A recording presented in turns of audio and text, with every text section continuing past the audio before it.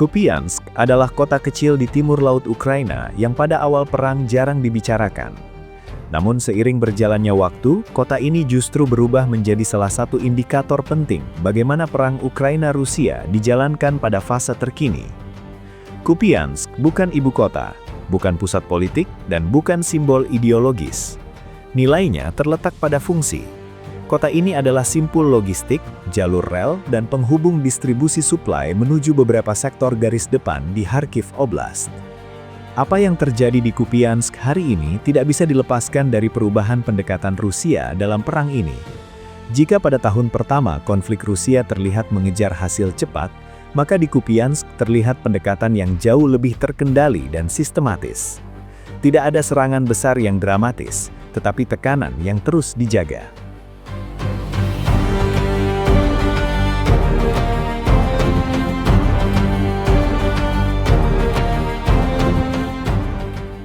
Rusia tidak lagi berupaya merebut kota melalui manuver frontal berskala besar. Sebaliknya, tekanan dibangun secara bertahap. Artileri digunakan untuk mengganggu posisi Ukraina secara konsisten. Bom luncur dijatuhkan dari jarak aman, menargetkan infrastruktur dan titik pertahanan tanpa harus memasuki zona pertahanan udara lawan. Drone digunakan bukan hanya sebagai senjata, tetapi sebagai alat pengawasan yang menjaga kesadaran situasional secara terus-menerus. Pendekatan ini mencerminkan perubahan filosofi. Rusia tampaknya tidak lagi mengejar kemenangan simbolik cepat, melainkan keunggulan struktural jangka panjang. Kota tidak harus jatuh hari ini jika bisa dibuat semakin sulit dipertahankan dari waktu ke waktu.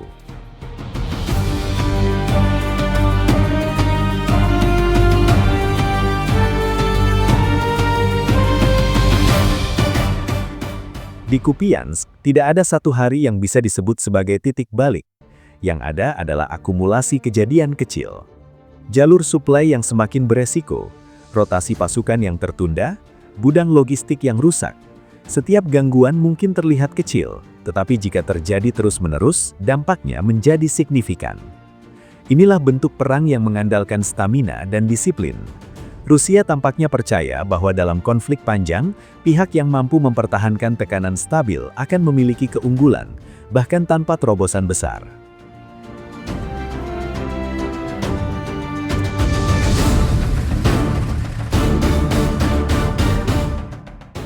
Ukraina tetap bertahan di Kupiansk, dan itu menunjukkan tingkat ketahanan yang tidak bisa diremehkan. Namun biaya pertahanan semakin terasa. Sebagian besar warga sipil telah mengungsi. Sekolah dan fasilitas umum berhenti beroperasi. Layanan kesehatan berjalan dengan kapasitas terbatas.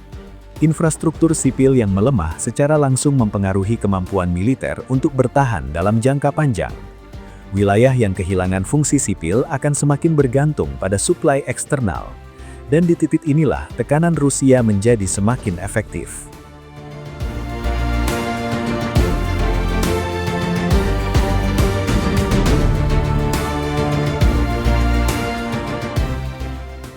Sungai Oskil memainkan peran penting dalam dinamika di sekitar Kupiansk. Secara geografis, sungai ini adalah garis alami yang membentuk pertahanan. Secara logistik, ia memisahkan jalur pergerakan dan distribusi. Dengan menekan Ukraina menjauh dari sungai ini, Rusia dapat menyederhanakan garis depan dan mengurangi kebutuhan untuk mempertahankan sektor yang terlalu luas. Langkah ini mungkin tidak spektakuler, tetapi sangat rasional dalam perang jangka panjang yang menuntut efisiensi.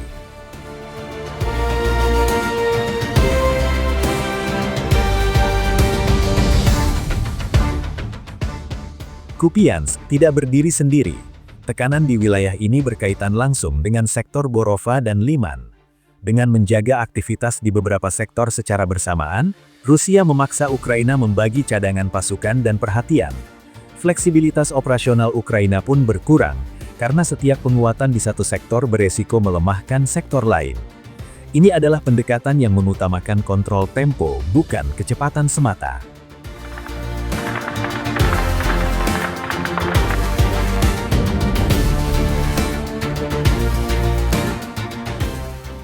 Terlepas dari sanksi ekonomi dan tekanan politik internasional, Rusia menunjukkan kemampuan untuk mempertahankan operasi militer dalam jangka panjang. Produksi amunisi berlanjut. Adaptasi teknologi dilakukan langsung di medan perang. Taktik disesuaikan berdasarkan pengalaman, bukan doktrin kaku. Rusia hari ini terlihat lebih pragmatis dibanding fase awal perang. Fokusnya bukan pada ekspansi cepat, tetapi pada keberlanjutan dan konsistensi.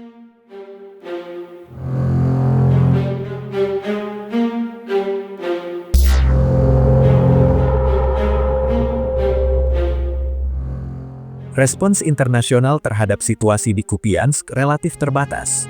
Negara-negara Barat tetap mendukung Ukraina, tetapi tanpa eskalasi besar. Tidak ada reaksi darurat global. Kupiansk dipandang sebagai bagian dari dinamika front timur, bukan sebagai pemicu perubahan strategis dunia. Bagi Rusia, situasi ini memberi ruang manuver yang cukup untuk melanjutkan pendekatan yang ada, tanpa tekanan internasional tambahan yang signifikan.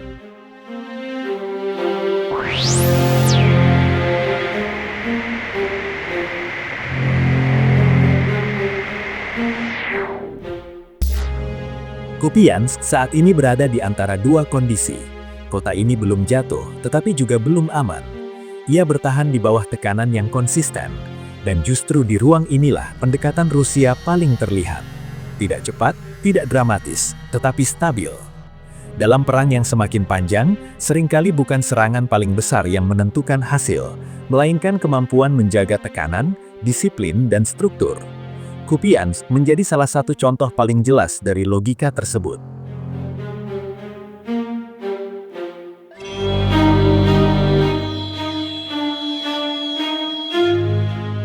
Video ini dibuat untuk tujuan edukasi dan analisis semata.